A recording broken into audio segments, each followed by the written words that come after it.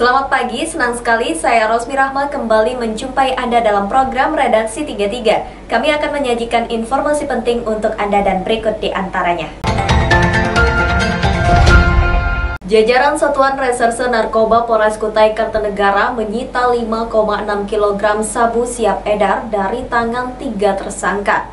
Ini menjadi prestasi terbesar sepanjang sejarah penangkapan narkoba dan obat-obatan di daerah itu. Berikut informasinya. 3 tersangka peredaran narkoba jenis sabu, SD, MS, dan MY diciduk polisi. Dari tangan mereka diperoleh barang bukti sabu-sabu seberat 5,6 kg yang jika berhasil diedarkan bernilai sekitar 5 miliar rupiah. Ketiga tersangka ditangkap dari hasil pendalaman yang dilakukan Satserse Polres Kukar. Awalnya adalah informasi adanya transaksi narkoba di Desa Karangtunggal, Kecamatan Tenggarong Seberang.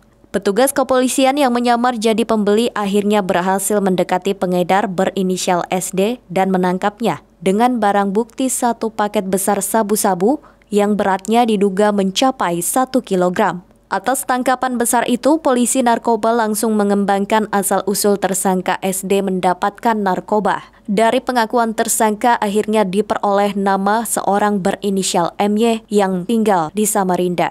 Tidak menyia-nyiakan waktu, polisi langsung mencari MY dan menangkapnya. Tidak hanya MY yang ditangkap, 1 orang lagi berinisial MS juga turut diamankan. Dari interogasi kepada MS, inilah kemudian diperoleh informasi masih ada paket besar sabu-sabu di Bontang. Polisi pun akhirnya berhasil mengamankan sabu-sabu sebanyak 5,6 kg. Kronologisnya pada tanggal 14 April 2021, anggota Sat Narkoba mendapatkan informasi bahwa akan ada transaksi dan peredaran narkoba di Tenggarong Seberang, di Teluk Dalam. Kemudian anggota kami melakukan penyelidikan. Kemudian pada tanggal 15 pukul 8.00 dilakukan penangkapan terhadap seseorang yang berinisial SD. Kemudian ditemukan barang bukti lebih kurang atau 1 paket besar yang diduga isinya sabu-sabu lebih kurang 1 kg. Dari hasil interogasi didapatkan bahwa saudara SD ini hanya akan membawakan barang tersebut ke Samarinda oleh seseorang yang berinisial MY. Kemudian anggota kami melakukan pengembangan ke Samarinda untuk melakukan penindakan terhadap MY dan ditemukan beberapa paket kecil sabu-sabu bersama seseorang yang berinisial MS. Polisi masih mengembangkan kasus penangkapan itu, terutama mencari siapa penyandang dana dan otak dari peredaran narkoba yang diduga berasal dari jaringan internasional ini. Ketiga tersangka dikenakan Undang-Undang Nomor 35 Tahun 2009 tentang narkotika, Pasal 114 Ayat 2 Junto, Pasal 112 Ayat 2 Junto, Pasal 132 Ayat 1 dengan ancaman hukuman penjara 15 tahun sampai seumur hidup. Tim Kaltim TV, Hardin melaporkan.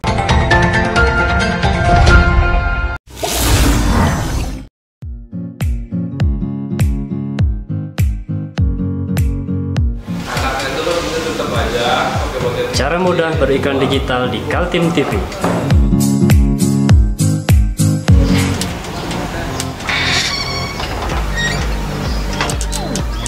Yang pertama, jadilah sahabat Kaltim TV.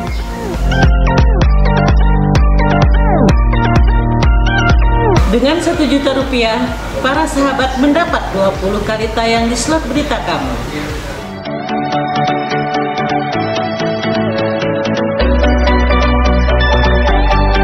Dengan 20 detik dapat menjangkau 20.000 penonton. Anda beruntung karena mendapat kesempatan perdana dari kami. Ayo jadilah sahabat Kaltim TV.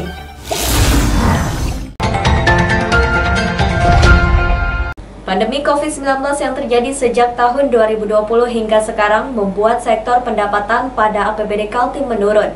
Namun Badan Pendapatan Daerah optimis pada tahun 2022 APBD diproyeksikan kembali pada angka 11 triliun rupiah dan akan mengalami peningkatan pada tahun 2023 menjadi 12,1 triliun rupiah. Berikut informasinya. Acara Musrenbang Musyawarah Perencanaan Pembangunan Tingkat Provinsi Kalimantan Timur telah berakhir di Pendopo Odah Etam, Komplek Kantor Gubernur Kaltim Jalan Gajah Mada, Samarinda. Sejumlah catatan bermunculan, diantaranya menyangkut pendapatan daerah yang optimis kembali normal untuk menopang APBD Kaltim pada tahun 2022. Ini hari kita melaksanakan Musrenbang. Musrenbang ini terkait dengan adanya perubahan target RPJMD ya, bahwa target RPJMD itu dilakukan perubahan karena ada beberapa kondisi, diantaranya kondisi pandemi COVID. Kemudian ada perubahan peraturan atau perubahan target nasional gitu. Nah, terkait dengan pendapatan daerah, tentu saja kita akan melakukan perubahan-perubahan target terhadap capaian pendapatan daerah dalam rangka untuk mendukung penyelenggaraan pembiayaan terhadap pembangunan gitu. Tapi kita optimis dari apa yang kita susun untuk tahun 2021 itu pendapatan daerah kita rencanakan 9,5 triliun. Nah, ini masih didominasi dengan PAD-nya sekitar 5,3 triliun. Adapun dana transfernya hanya 4,1 triliun. Nah, untuk tahun 2022 itu kita 11 triliun. Kemudian masih didominasi oleh PAD-nya 5,9 triliun dan dana transfernya 5 triliun. Untuk 2023 itu direncanakan pendapatan daerah itu kita proyeksikan 12,1 triliun, masih didominasi juga dengan PAD-nya 7, triliun sekian, kemudian pendapatan transfernya 5 triliun. Nah, jadi kalau kita melihat seperti itu, kita tetap melakukan penguatan dari sisi PAD. Sisi PAD, dan kita lihat kalau kita berbicara tentang PAD, maka yang paling besar itu dari komponen PAD itu adalah pajak daerah. Jadi pajak kendaraan bermotor saja itu ke depan dengan BBNKB 2 triliun lebih, pajak bahan bakar sekitar 3 triliun, jadi 5 triliun aja itu dari pajak daerah. Jadi kita optimis tetap penguatan PAD utamanya dari sektor pajak daerah, juga mengoptimalisasikan sektor-sektor lain. Wakil Gubernur Kaltim Hadi Mulyadi mengakui kerja menggali pendapatan asli daerah sudah cukup maksimal. Namun pandemi COVID-19 menjadi penghalang. Itu juga menjadi penyebab Musrenbang kali ini mengagendakan perubahan rencana pembangunan jangka menengah daerah atau RPJMD tahun 2019-2023 yang memuat visi dan misi Gubernur Kaltim Isra Nur dan wakilnya Hadi Mulyadi. Ada dua alasan perubahan RPJMD, yaitu selain situasi pandemi COVID-19 yang menuntut kenormalan baru atau new normal, ada juga penyesuaian kebijakan karena muncul rencana perpindahan ibu kota negara ke Kaltim. Kita usahakan, tetapi kalau pusat yang merubah aturan gimana model? Jangankan yang besar, yang kecil dan 3 inci aja dia berpusat, sehingga ada kita berkurang. Yang kedua kopi. Jadi kalau secara itu tidak maksimal.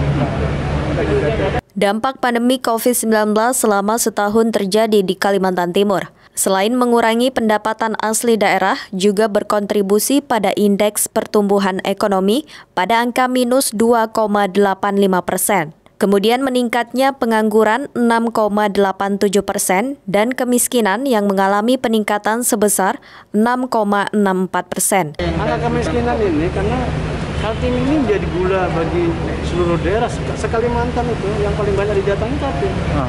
Jadi angka kemiskinan itu bukan karena kita tidak membangun, tetapi karena banyaknya pendatang yang menjadi penambah angka kemiskinan. Yang kedua COVID pendatang. Yang ketiga banyak kategori kemiskinan itu salah satu yang menjadi sorotan itu adalah masalah kepemilikan rumah. Nah, ini makanya programnya Pak Iskan dalam tahun ini akan membangun rumah layak huni, merehab. Itu sebagai salah satu. Ya karena ukurannya yang kaku. Tim Kaltim TV Hardin melaporkan.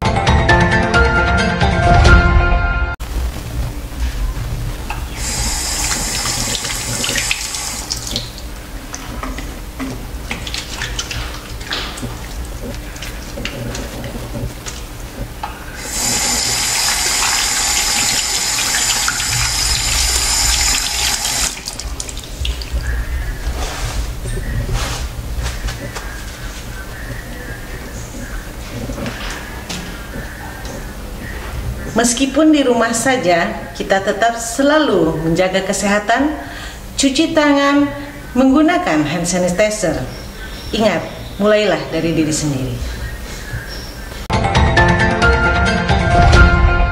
Kepolisian Resort Kutai Kartanegara mengamankan 3 orang, 2 diantaranya suami istri karena terlibat kasus penganiayaan. Kasus itu terjadi di Pasar Seni Tenggarong berawal dari adanya premanisme terhadap para pedagang. Inilah ketiga pelaku yang diciduk jajaran Reskrim Polres Kutai Kartanegara. Mereka adalah sepasang suami istri Rahim dan Sri, serta satu tersangka lagi bernama Mustafa. Ketiganya kini meringkuk di sel tahanan Mapores untuk mempertanggungjawabkan perbuatan melanggar Pasal 170 Ayat 1 dan Ayat 2 KUHP, Subsider Pasal 351 Ayat 2 KUHP, dan Pasal 2 Ayat 2 Undang-Undang Darurat Nomor 12 Tahun 1951.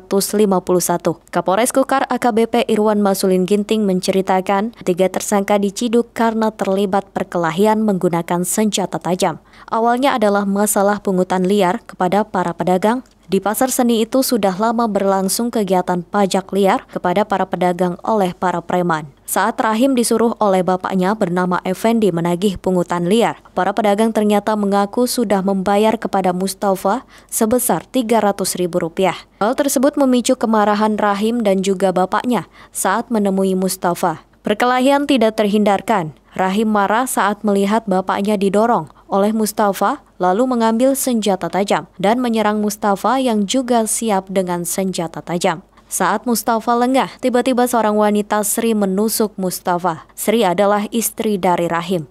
Saudara Rahim dan Sri ini pasangan suami istri. Uang kios yang diminta berapa? Uang kios yang ditagih itu sewa kios Rp300.000. Pak Mustafa ngambil duluan, ini perannya Mustafa sebagai apa Pak kalau dia ngambil? Apa memang penagih atau gimana? Perannya Mustafa ini ya seperti preman lah, preman pasar gitu. Oh gitu, siap. Oh jadi keduanya ini sama-sama preman atau gimana? Keduanya sama-sama preman yang suka ya malak-malak gitu Pak, uang kios gitu. Oke, siap. Jadi intinya hanya karena uang 300.000 gitu Pak ya? Ya. Ini ada pengembangan kembali nih komandan terkait kasus ini atau gimana? Ya ini masih dalam pemeriksaan ya. Nanti kita sampaikan kembali apabila ada keterangan tambahan. Tentang kegiatan premanisme di Tenggarong dan daerah lain, Kabupaten Kutai Kartanegara, Kapolres mengingatkan masyarakat untuk menghentikannya. Dalam bulan Ramadan menjelang Idul Fitri, pihak kepolisian melaksanakan operasi pekat yang salah satunya membersihkan daerah itu dari kegiatan premanisme. Tim Kaltim TV, Hardin melaporkan.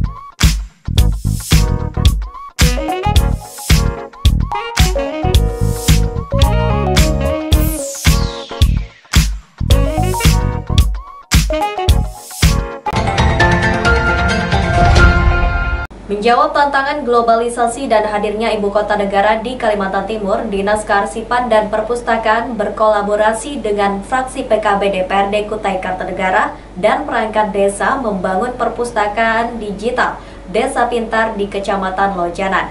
Berikut informasinya. Inilah inovasi yang dilakukan fraksi PKB Partai Kebangkitan Bangsa DPRD Kukar. Menjawab permintaan masyarakat agar hadirnya perpustakaan di daerah Kecamatan Lojanan, langsung direspon oleh Hamdiah, anggota DPRD Kukar dari daerah pemilihan Lojanan dan sekitarnya. 3 perpustakaan digital sekaligus akan dibangun di 3 desa. Ini menjadi pilot proyek di Kukar lantaran terjadinya kolaborasi antara Dinas Kearsipan dan Perpustakaan dengan fraksi PKB DPRD Kukar dan perangkat desa. Masing-masing lembaga punya peranan, yakni tanah berasal dari warga atau pihak desa, anggaran fisik bangunan dari DPRD, dan perlengkapan buku dan juga perangkat internet berasal dari Dinas Kearsipan dan Perpustakaan. Program kami, fraksi PKB, bagaimana masyarakat Kutai Kartanegara ini yang mana niatan mereka untuk membaca itu tinggi, harus kita support dengan sarana dan prasarana. Contohnya, ya pada hari ini kita bersama DPD Perpustakaan turun ke lapangan melihat langsung lokasi yang akan kita bangunkan. Itu alhamdulillah ada 3 tempat di Kecamatan Lojanan ini. Nah, kita dari DPRD Kutai Kartanegara hanya menganggarkan sesuai dengan permintaan warga masyarakat setempat. Mereka menginginkan adanya suatu perpustakaan di tempat mereka lengkap, sehingga mereka tidak jauh-jauh lagi mereka mencari atau membeli buku. Dengan keadaan yang perekonomian seperti ini, mereka tidak sekedar perpustakaan buku untuk sumber bacaan warga, perpustakaan digital Desa Pintar juga berkonsep masa depan dunia digital dan taman bermain. Diharapkan setiap perpustakaan memiliki luas setidaknya 20 x 30 meter. Di dalamnya ada bangunan induk perpustakaan seluas 8 x 8 meter. Ya memang pas lah dengan program baik itu dari pusat sampai dengan kabupaten maupun desa dalam rangka mencerdaskan kehidupan bangsa, termasuk salah satu program yang saya rasa ini cukup mengena, ya, cukup mengena dalam rangka untuk pembangunan nasional, termasuk tadi yang saya katakan untuk mencerdaskan kehidupan bangsa. Ini sangat membantu untuk pemerintah karena dana-dana seperti ini, apalagi untuk perpustakaan, jarang yang mau menitipkan anggarannya untuk perpustakaan, tapi dengan kepedulian Ibu Hamdia sendiri bahwa alhamdulillah tahun ini kami mendapat bantuan anggaran itu untuk pembangunan perpustakaan. Memang pada saat ini lebih banyak digantikan oleh online sebenarnya, sehingga nanti ke depannya bahwa dengan perpustakaan yang kita bangun nanti akan berbasis digital. Ini akan membantu masyarakat untuk meningkatkan minat baca masyarakat khususnya di 3 desa ini. Bahwa dengan dibangunnya pembangunan perpustakaan ini tidak berhenti sampai di situ, bahwa dinas kami juga nanti akan mengadakan kegiatan-kegiatan yang mungkin akan meningkatkan minat baca masyarakat. Bahwa secara bersama-sama dengan masyarakat kita akan membangun atau meningkatkan minat baca. Hadirnya perpustakaan di desa-desa dapat membantu warga untuk menambah ilmu, sekaligus juga menciptakan budaya literasi. Ditambah dengan adanya Wi-Fi internet, diharapkan perpustakaan menjadi tempat yang menyenangkan dan menjadi ikon wisata pendidikan. Tim Kaltim TV, Hardin melaporkan.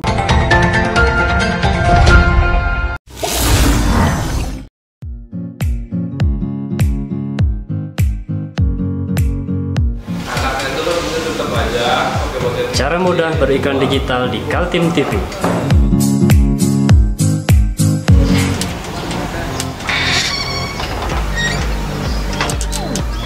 Yang pertama, jadilah sahabat Kaltim TV.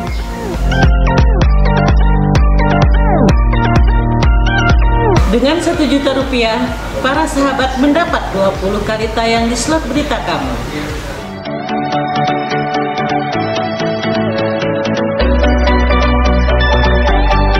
Dengan 20 detik dapat menjangkau 20.000 penonton. Anda beruntung karena mendapat kesempatan perdana dari kami. Ayo jadilah sahabat Kaltim TV.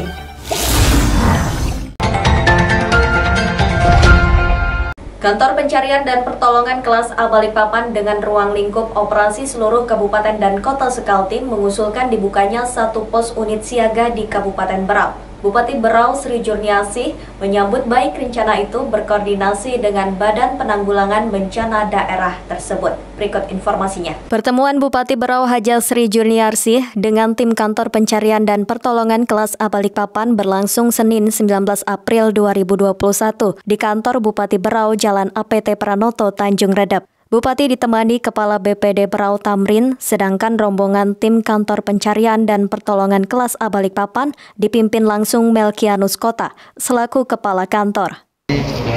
kunjungan sekaligus silaturahim ke Kabupaten Berau. Ini adalah merupakan suatu program dari Basarnas.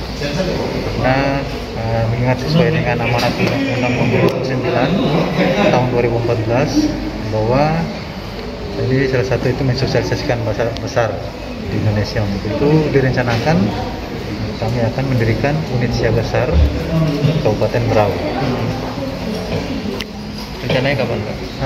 Nanti setelah ini kami minta surat rekomendasi dari pemerintah daerah Kabupaten Berau. Apabila surat itu sudah ada, kami usulkan ke pusat. Mudah-mudahan setelah selesai Lebaran, kegiatan dan aktivitas untuk operasional di Berau ini sudah bisa. Selain bersilaturahmi, pertemuan itu membicarakan rencana berdirinya Polsar atau Unit Siaga Pencarian dan Pertolongan di Kabupaten Berau. Selama ini di Kaltim sudah ada Polsar di Samarinda dan juga Polsar Kutai Timur, sehingga keberadaan Polsar di Berau adalah yang ketiga. Rencana pendirian Polsar lainnya diusulkan juga di Kabupaten Pasir. Keberadaan Polsar Berau dinilai urgent mengingat kabupaten tersebut menjadi destinasi wisata yang banyak dikunjungi wisatawan domestik maupun mancanegara. Berau terkenal dengan wisata bahari, yaitu untayan pulau-pulau seperti Derawan, Maratua, dan Sangalaki yang diminati para turis yang hobi menyelam. Kami dari pemerintah Kabupaten Berau menerima kunjungan dari Basarnas yang ini adalah sebagai bentuk support kita kepada Berau.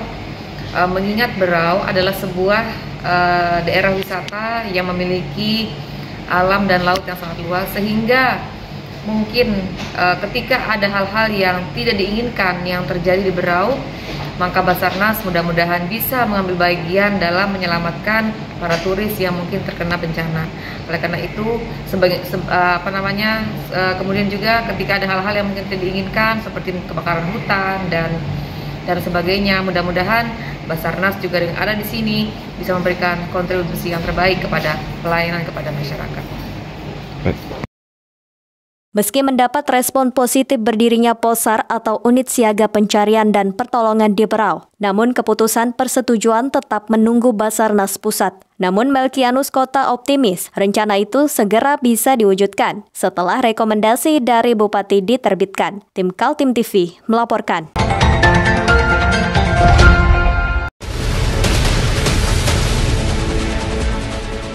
Mari kita memerangi virus corona dengan mematuhi imbauan pemerintah, stay at home.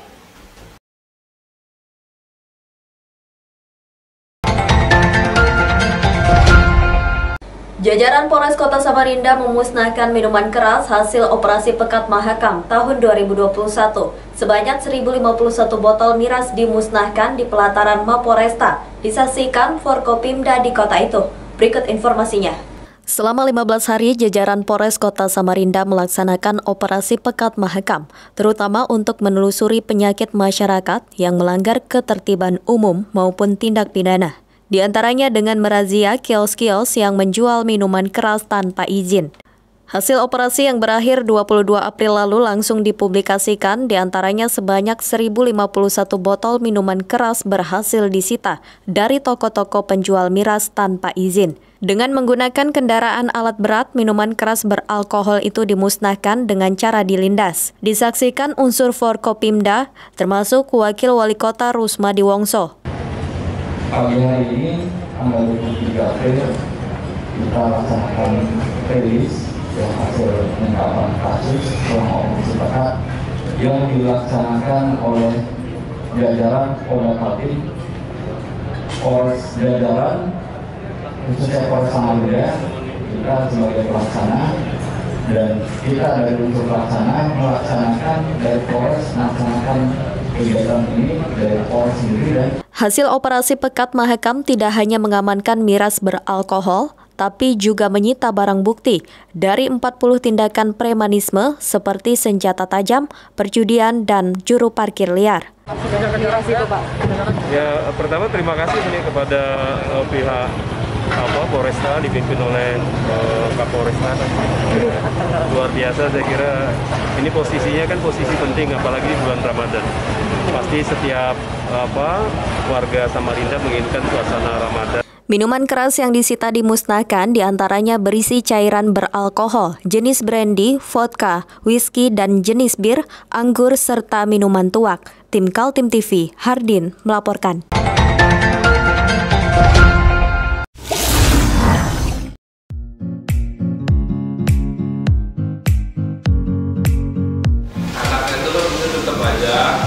Cara mudah beriklan digital di Kaltim TV.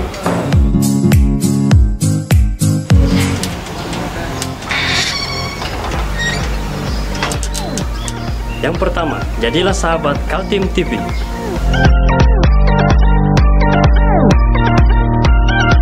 Dengan Rp1.000.000, para sahabat mendapat 20 kali tayang di slot berita kamu.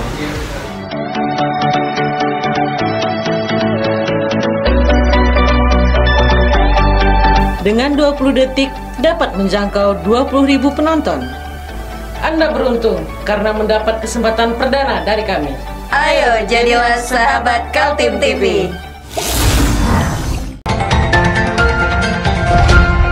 Demikian redaksi 33 edisi kali ini. Informasi lainnya dapat Anda simak melalui situs website kami www.kaltim.tv, channel YouTube dan fanpage Facebook Kaltim TV. Jangan lupa untuk selalu patuhi protokol kesehatan. Saya Rosmi Rahma bersama kerabat kerja yang bertugas pamit undur diri. Selamat pagi, selamat beraktivitas dan sampai jumpa.